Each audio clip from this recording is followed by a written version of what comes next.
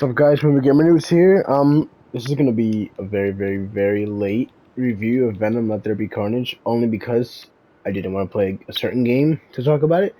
I wanted to play this game, but I didn't have this game installed in on my console because I took it out for the data and the space. But we're gonna talk about it now, so let's talk about it now. There will be spoilers, because let's be real, a lot of people had a lot of time to see it. They had all this time to see the movie, and they just didn't want to go see it, because they thought, hey, let's wait.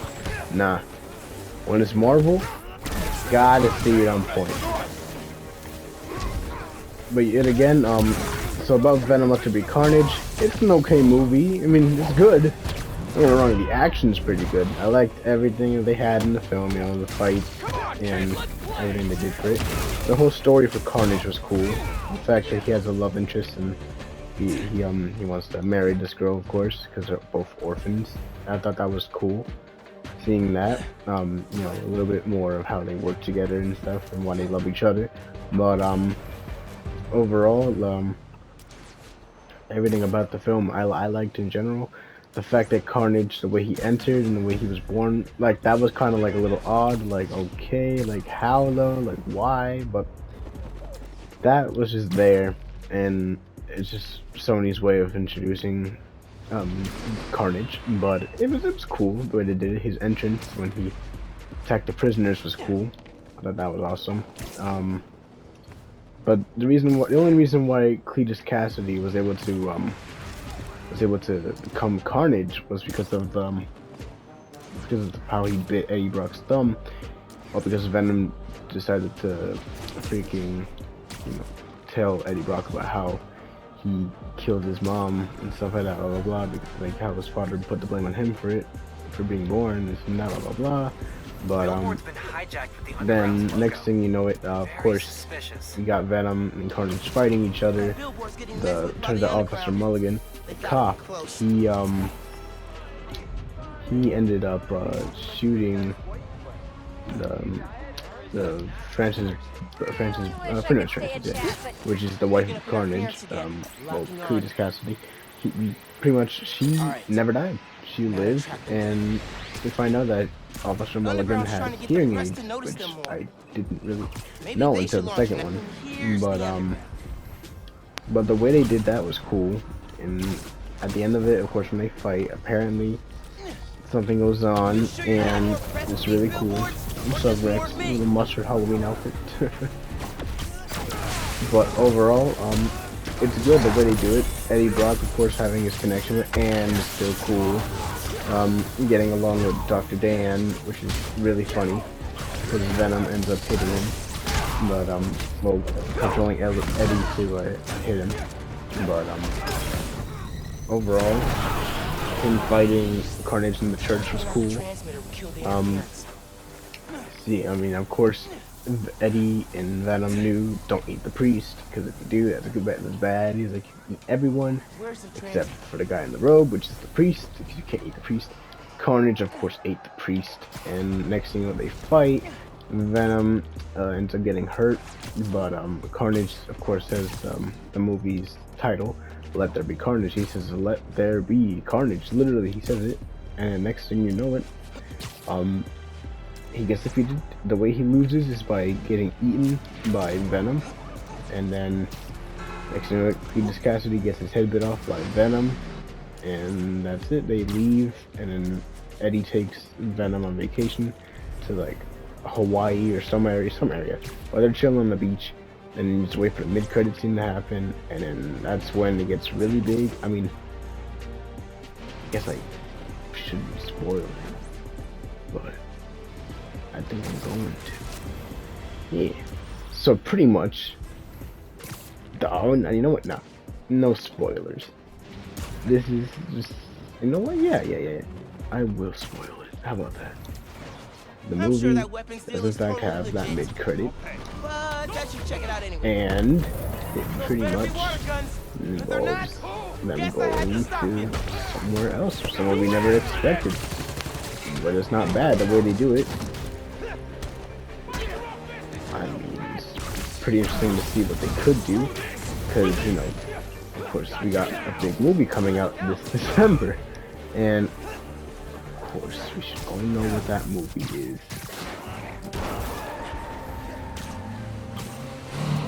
That movie is none other than Spider-Man, but the way it goes is Eddie Brock and Venom are, of course, in an apartment. They're chilling, and the next thing you know it, they end up being they're just chilling on the bed talking about like how things can be, and he's like this and that, blah blah blah. And he's like, "Are you ready, Eddie?" And he's like, "Yeah." And the next thing you know it, like the whole room starts changing. They're watching it by the way. The room changes, everything flips around. They're like in a better hotel room now, or motel room pretty much. And then you see the TV change, and that's when you see J. Jonah Jameson from from Spider-Man Far From Home. And honestly, it's cool to see how he, you know, of course, talks about Spider-Man being a menace, Spider-Man's identity being Peter Parker, but that's when we get the announcement that Venom will in fact be in Spider-Man No Way Home. He's pretty much the sixth bad guy, because recently they just confirmed that Lizard and Sandman are officially going to be in Spider-Man No Way Home.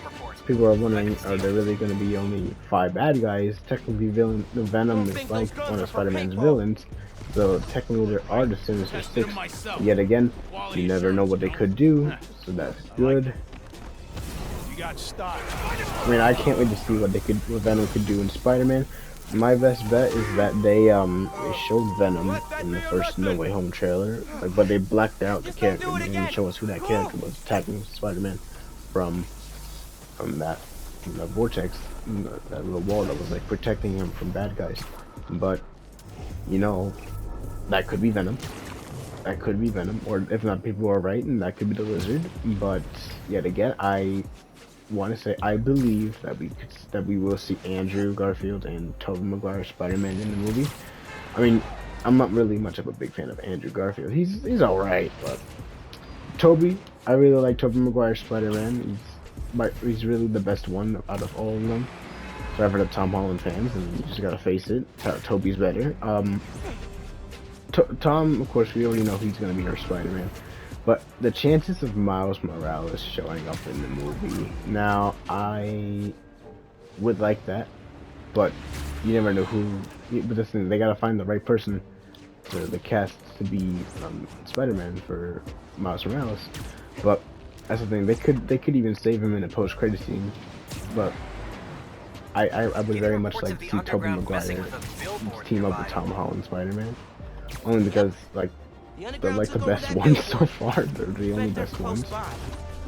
I mean, no hate for Andrew, but it's all right. I mean, I remember watching the first Amazing Spider-Man in theaters when I was little. When it first came out, I was kind of confused. Like, I like the action of it. I thought Lizard was cool, you know, but you know, I feel like it was missing something. Like, it had Uncle Ben in it, like that was cool, but you know,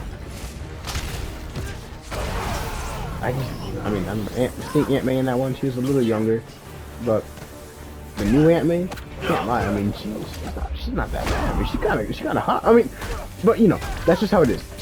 The new Aunt May is not bad, but I always liked the old Aunt May. I found out a couple days ago that that Ben Parker for the original Spider-Man movie, Tobey's, found out he passed away sometime in like 2011, I think it was. But that was pretty sad to find out. You know, finding that out, I was like, damn, like, I can't believe it. Uncle Ben is dead for real. But you know, we can always expect something good to happen in this one. Seeing all the Spider-Mans interact, well, the only 3 live-action Spider-Man character actors, we can see them interact with one another.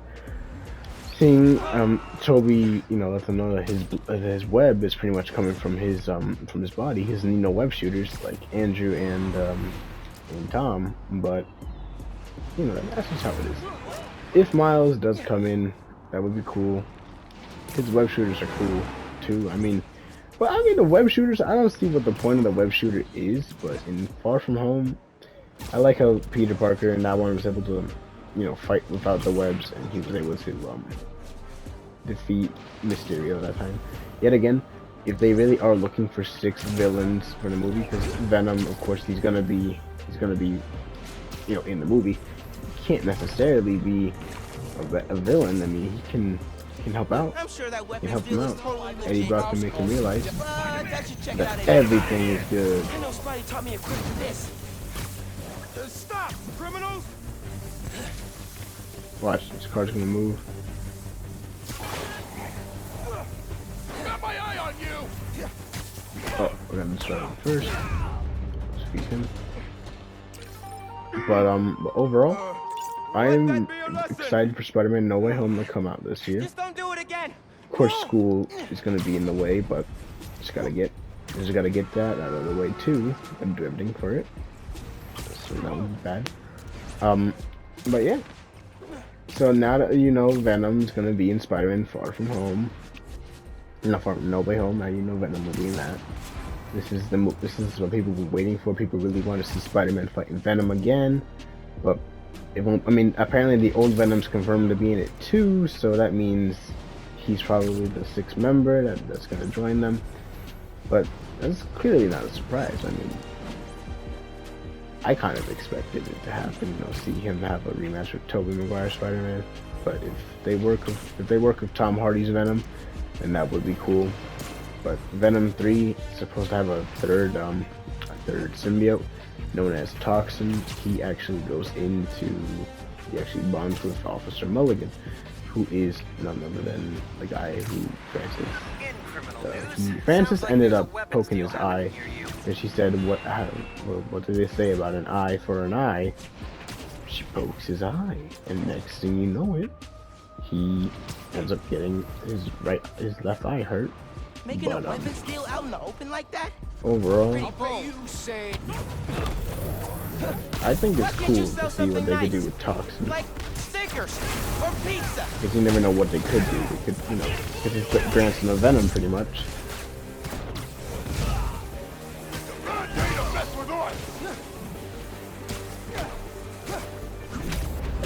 Damn. Alright.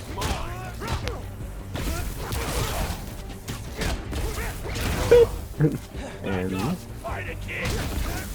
get out of here. But yeah, that's it for Venom 2's Let There Be Carnage review. Just don't do it A again. spoiler review, because honestly, people really did have they had all this time to go watch the movie. Yet again, they didn't watch it. Most people, but no, Gotta head just out. go watch the Show up, movie, I do not want to and lecture on the you're so whole ready for vigilante Spider-Man thing. No Way Home. All right, peace out, guys.